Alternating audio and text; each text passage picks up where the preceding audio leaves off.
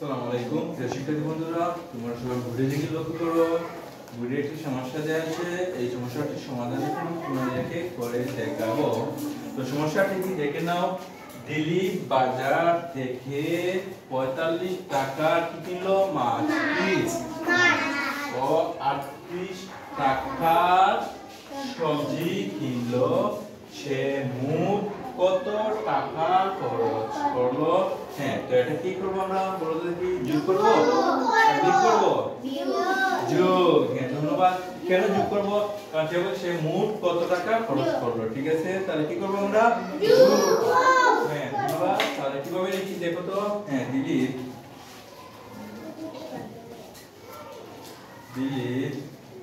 কিনলো মাছ, কিনলো মাছ কিনলো। এবার বলতে দেখি মাছ কিনলো কত টাকা? 45 টাকা। 45 টাকা। 45 টাকা, ঠিক আছে। হ্যাঁ, 45 টাকা, ঠিক আছে। হ্যাঁ, ওকে। তো এবার কি কিনলো? সুতরাং দিলীপ এবার কি কিনলো? মাছের জায়গায় কি দিব? সবজি। কি দিব? এই সবজি আছে, ঠিক আছে। হ্যাঁ, তাহলে সবজি কিনলো। এবার বলতো দিলীপ সবজি কিনলো কত টাকা? দিলীপ সবজি কিনলো কত টাকা দেখে বলো। হ্যাঁ, ধন্যবাদ। 38 টাকা। হ্যাঁ, 38 টাকা। ওকে। এবার দেখো কি করব আমরা। এবার কি করব? এবার লিখবো আমরা মোট খরচ করলো, ঠিক আছে। হ্যাঁ, মোট খরচ করলো। ওকে। হ্যাঁ, এবার দেখো তো মোট খরচ কত টাকা হলো আমরা দেখে নিই, যোগ করে নেব, ঠিক আছে। হ্যাঁ, যোগ চিহ্ন দিয়ে দিলাম। ওকে। এবার দেখো 5 এর সাথে 8 যোগ করলে কত হবে বলো তো দেখি। হিসাব করে বলো।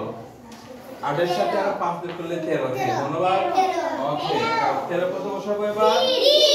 হ্যাঁ, 13 3 বসিয়ে দিলাম। হাতে থাকলো কত?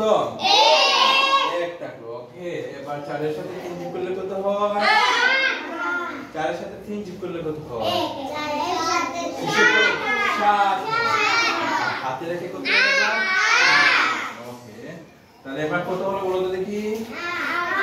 হ্যাঁ, 83। হ্যাঁ, 83 টাকা, ঠিক আছে। ওকে। তাহলে উত্তর হবে কত টাকা? 83 টাকা।